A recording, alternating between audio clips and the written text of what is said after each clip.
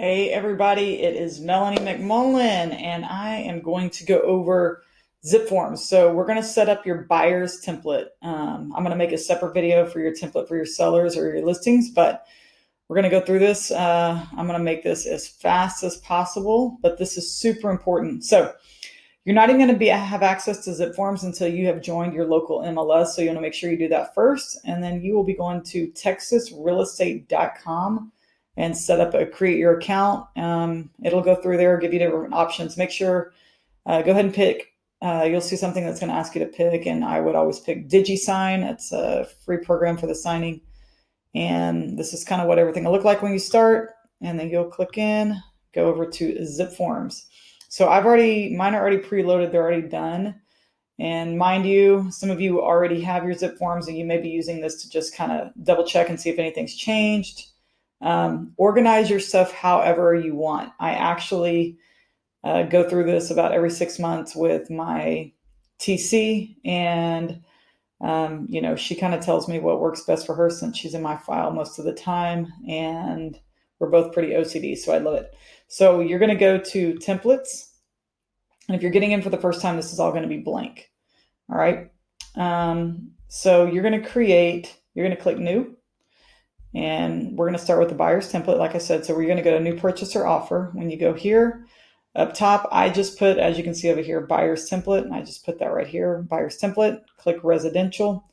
And these are the only two I'm using. So you can automatically go over here and automatically apply this to any purchase or new transaction. So everything we're creating in here, whenever I pick that for a new transaction, if I'm working with a new buyer, it's going to transfer everything over. If you have several things like buyer's template, new home build, blah, blah, blah, then you're going to put do not, but I'm going to put this, and you can as well. All right, so let's go over here to the buyer's template. So once you create that, you're going to click on your folder. And like I said, yours right now, this is going to look like a ton of stuff, but don't worry, it's really not. So let me move myself out of the way. All right, so what you're going to do is I want you to look over here. So all this should be blank on your screen. You're going to look over here, you're going to see this blue thing, and you're going to click on it and make sure that, I'm with San Antonio Board of Realtors, so you want to click and select all. When you do that, it's going to allow tons of stuff in here. Now, heads up, I'm going to go super fast through documents I want you to load. Once we load them, we're going to go back into each one, and I'm going to help you preload information in there, so when it's time to write your contract, it doesn't take you 3 hours, hopefully like 30 minutes. All right. So at any point, like I said, I am going to go fast. At any point, just hit pause and then just copy what I have. If you have any questions, reach out to your mentor, your sponsor, or me if you have any questions. All right.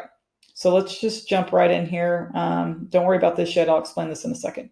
So what you're going to do is I'm going to give you numbers. And while I'm giving you numbers, all I want you to do is stay over here on this side. And I want you to type in the numbers right here. You'll see it populate down here, and you'll double click and it's going to drop these items over here for you. All right. So follow along. I'm going to give you some numbers. So the first one you're going to put is 2501B. 2501B. So this is your IABS for a buyer. Okay. Let's go to the next one. The next one you're going to put in is 1501. 1501. So just type that in, find it, click it, and it'll start dropping them across here. The next one is your wire fraud. That is 2517B for buyer. 2517B. All right, the next one, disclosure of relationship. This is 2513. 2513. Okay, so when you see these items that are like PDFs, these are actually going to be found. These are required with EXP. This is an affiliated business arrangement notification. These are actually going to be found in SkySlope. You can come back and add these later, okay? But I already have mine open. So if you have SkySlope open, this is where we put in all of our contracts. It's like your virtual file cabinet of all your contracts. And you'll come over here to working documents. And these items I'm talking about, this is really cool. You can find a ton of stuff that we need. So referral agreements, any kind of stuff you can think of. So we're going to go down here, and I'm clicking through here, and now I'm going fast. So if you need to pause and rewind. All right. Okay. So affiliate business agreement is going to be in here. Here's the W-9 we'll find later. You're going to put this. This is if you do a new home build, you're going to add this document. But you can click through here. This Texas transaction checklist I actually have right here. So you can see this. So right now I'm working on a residential contract. It's going to tell you items that you need to have. Okay.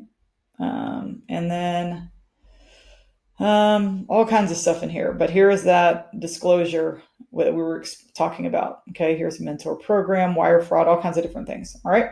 So now you know where to find those. All right. So you're going to add this document and it looks like this, just so you know. I know I'm going fast. Last time I didn't go fast, it took 2 hours. So I'm going to get this in like 30 minutes. This is what that document's going to look like if you want to make sure you have the right one. All right, so now let's jump into, so all these items you're going to see, these all are going to be pre-offer documents you need before you start writing a contract, okay? So 1 to 4 family residential contract. Next is type in TREC 20-16. 20-16. All right, third-party financing is next. That is 1901. 1901. This is the amendment for property subject to mandatory. That's your HOA docs. 1922B is in buyer. 1922B is in buyer. For your protection, get a home inspection. You like that rhyme? 1928. 1928. This is a list of real estate inspectors. We actually will have this in our World Tribe group. You're not going to find this in this is just, you can always send this to your clients. That way they have a huge, we never say, hey, here, use this inspector. You always give them, 2 or 3 options. Here's a ton of them they can choose from. And you can use that. And just email me if you need that list. And I'll put it in the World Tribe also. So amendment, this is if we're going to change anything to the contract, the date, closing costs, anything like that. You're going to put 1903A as an apple. 1903A. This is, the home was built before 1978. This is your disclosure of lead base. This one is 1906. 1906. You also need this form if you have a house that was built prior to 1978. It is the pamphlet for lead-based paint, 2511. 2511. All right, intermediary relationship notice. So we're working with another EXP agent. You need this for sure, 1409. 1409. Because EXP is taking over the world. So we're going to be working with a lot of EXP agents. Non-realty items. A lot of people don't have this. I never really use this, but it's in there if you need it. 1924. Okay, almost done. Addendum concerning right to terminate due to basically your appraisal. This is what was really big during COVID and all the craziness with appraisal waivers. So put in TREC 49-1. And then here's that W-9 we discussed earlier. You really only need this if you're doing a new build contract. All right, so now what? We have all these documents. If I went too fast, again, just rewind, go back and check it out. All right, we're at 8 minutes and 40 seconds. I'm going to be done with this in 30 minutes. So, all right, your IABS. I'm going to scroll down. You hit pause, and you basically just copy this, except the bottom line is your information. Everything else is the same. Now, depending on where you're at, if you're in Corpus, if you're in Houston, if you're in Dallas, Austin, San Antonio, you have a designated broker. Ours is actually Christina Valera here in San Antonio as of right now. And recently they just said if we wanted, we could put Tony King down for both, so it doesn't matter which region you're in. Some people are in Houston and Austin, or Austin and San Antonio. So if you're in 2 MLSs, you can just do 1. So I think this is the easiest way. All right, so if you want to hit pause, type all of that, and then hit play again. I'm going to keep moving. Let's go to the residential buyer tenant agreement. So this is what you're sending to your buyers before you start looking at houses so you can represent them. All right. So here you're going to fill in all this information, and this can actually be your info.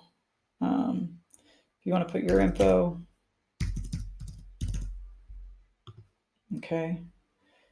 And here you can put bear county and surrounding areas. You don't have to type all of these. I did these years ago.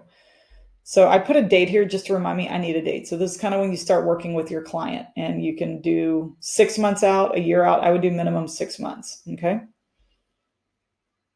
And real quick, as I'm going through these, I'm not really going to go through and teach you how to do a contract right now or explain what everything means. This class is just to build your templates very quickly. When it's time to dig into these, we'll do some classes that are specifically on writing a contract.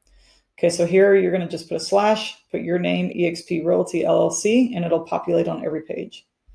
Intermediaries, so we're allowed to work with other eXp agents. See how it populated? So here put 3%. Check this box, 100%. 30-day protection period. Some people do longer. I do 30 days. Your name's already there. Counties. So most of my stuff is in Bexar County, so I put it there. If you're somewhere else, Austin, whatever, you do Hayes County, whatever. Here you're putting your IBS. You're checking this box. These are those items that I had listed. It's like your wire fraud, your affiliate business agreements, stuff like that. NA. And then you're going to put the brokerage number. Check this box and put your name here. And you will be the one signing this when you send this off. All right. Keep going. Okay. Wire fraud. So this is actually eXp Realty. Okay. And your name there, and it should automatically check buyer because we use the buyer form. Okay. All right. Let's back up. And disclosure of relationship. You're going to be on this side. So you're going to check this box. And you're going to type in this, and then fill this in. Push pause if you need to. Okay. And then this is that business affiliate agreement that we talked about. Now, these are all the items you need for, I call them your pre-offer docs. So you can do one of two things. You can leave them all out here to remind you. But what I like to do is when these things are filled out, this is one of the things my TC and I like or enjoy our OCD-ness, is you can check these boxes. And, oops, just kidding. You can check these boxes, and you can create a folder. Okay. So you can add a folder like this. I made a folder and I called it Preoffer Docs. Cool part is once these are all filled out, right? Anytime something's signed, it's going to drop them to the bottom down here and put them in a little gray folder that they've all been signed. And what you can do is click on that one folder once they're signed, and you can move them over here if you want. So you can hit move, and then you can put them, wherever you want. I can drop them all in my Preoffer Docs. If you want to do that, I don't like a lot of stuff on my page. So, all right, let's dig into the contract. So y'all might remember this from class or, and this was actually updated this year. So make sure you have the updated one. All right. So again, I'm not going to go through how to write an offer right now. We're just going to preload some stuff. So go ahead and put Bexar County whatever county you probably work with the most. Third-party financing, most of your people are going to be, taking a loan out, working with a lender. If not, it'll be just all cash, right? Come down here. Pay attention to this part. This part looks a little different than what it used to, but this is going to be right here is where title company goes, the address of title company, and then pay attention to this. This is your earnest money. So if the house that your clients are buying is $400,000, it's usually 1% or more, right? So that'd be $4,000 that would go here. Option money, okay, would be here. I wouldn't do anything less than $100. And honestly, to win stuff these days, I would go up to 150 or 200 to win an offer. Option money, right? I'm going to put 0 here. Now, if you try to type in here and I won't let you put a number, you can hit the space bar and it turns green and you can hand type in what you want. 0 here. Option period. I would not write anything over 7 days unless you have like a well or you've got a bunch of things that are going to take time to get inspected. But you want to make this contract as aggressive as possible, as appealing as possible. 5 days is honestly the longest I'm really doing any of my stuff. You want to have things in place, like when your inspection is going to take place before you start sending these things over. Title policy and survey. Be safe right now and just put the seller will pay for their own title policy. Buyers can. We can go through that later. Go ahead and you can check this box now. Some people will check here and they'll put, the sellers or the buyers, whatever. You can go ahead and check this box if you want. That's what I have. And again, I'm pretty aggressive on my offers. You just want to make sure you know what you're doing when you write these. Everything's all about time and being on top of your stuff. All right, survey. So click this one. And, you could put 5. Some people put 7. Some people put longer. But basically, you can put that if, a survey needs to be done, you can put it at the buyer's or the seller's expense. I put something just so we have it. So I always put, my buyers are going to cover it. You need to make sure with your lender, a lot of the stuff that your buyers can come up with the money to cover these certain things. Okay. You can be safe and say the sellers as well. Again, in this market, it's just not as appealing. You want to make it appealing. HOA. So I always select something here. Most places are going to have an HOA. That's why I always leave it at property is. But if there is not an HOA, then you're going to make sure and select is not. All right, property conditions. So this is your seller's disclosure. So if in additional documents, when you're in MLS, when I'm looking at a house in MLS that we're writing the offer on the right-hand side of the screen, there's a button that says additional docs. You're going to go to the bottom. If you see a seller's disclosure in there, you're going to want to download that and put it in here when you're writing an offer in your template, right? Not your template, in your folder for that client. Now, this is saying there is not a seller's disclosure. So you're saying buyer has not received notice. So we need it within 3 days, right? So our client can look at it during option period to make sure they want the house. If it's in the additional docs, you're going to put buyer has received the notice. Okay. All right. Buyer accepts property as is. Click that one. This, I will tell y'all, and I told you I wasn't going to go through the contract, but I'll tell you very quickly. This freaks out a lot of new clients, new buyers.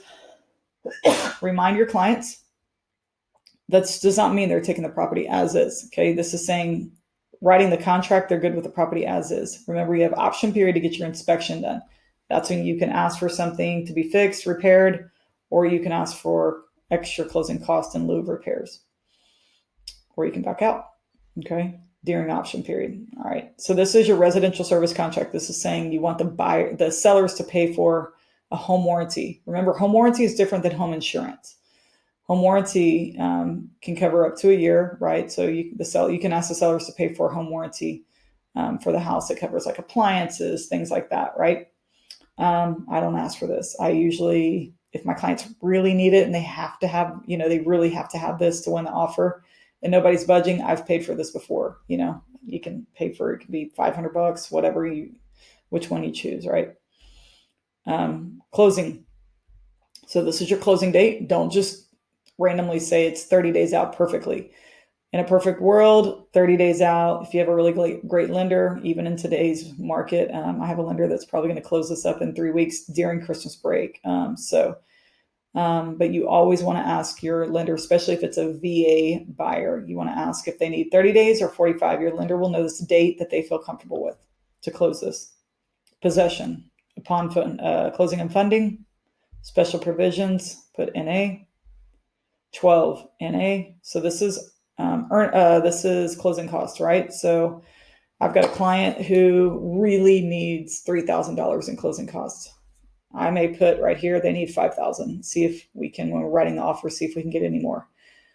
Any of you know that are watching this that have been in this market for the last couple of years, this is really difficult to get right now. I have a lot of buyers in my pipeline sitting because they need some money to help them.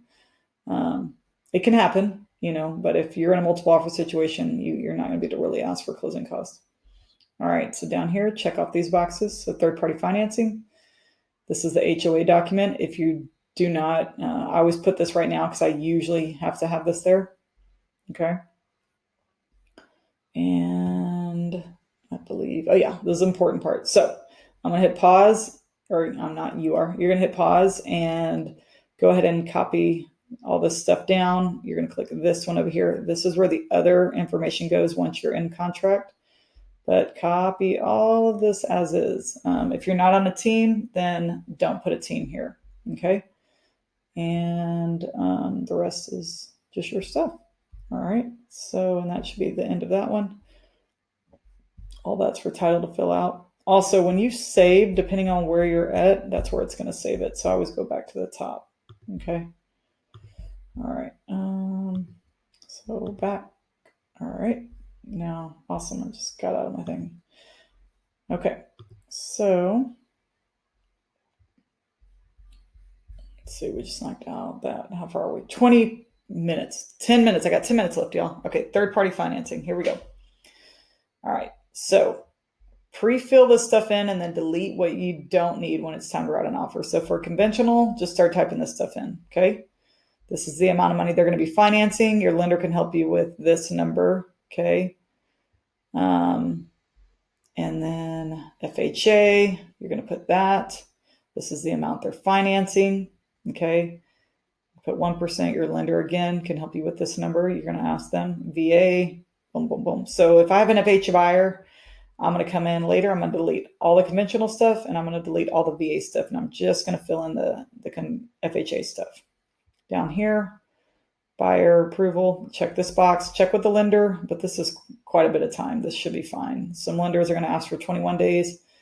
Some lenders, if they have all your clients' docs, they may actually make this number lower. All right. On FHA and VA, this will actually be the offer price.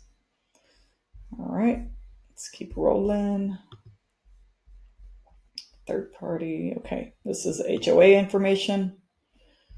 And you are going to put right here, put 21 days. You can find in MLS what this fee is. You can type that there. And then, seller shall pay or buyer shall pay. Okay. I have seller. And nobody ever really challenges me on that. This is just, there's nothing to fill out on this one. This is just that list of inspectors. The amendment, you're not going to put anything on this. There's not going to be anything at all on this. Let's see. Additional, this is for lead base. You can go right here within 10 days. I always put the buyer, basically within 10 days, they may have the property inspected. I've never had a buyer do that, but I always give that option. I'm not saying that they're going to waive their rights. So click that. And so if the house was built before 1978, you are going to make sure you send over all that information and that pamphlet that we're going to show you in a second. And then down here, your name. And I'm going to go back.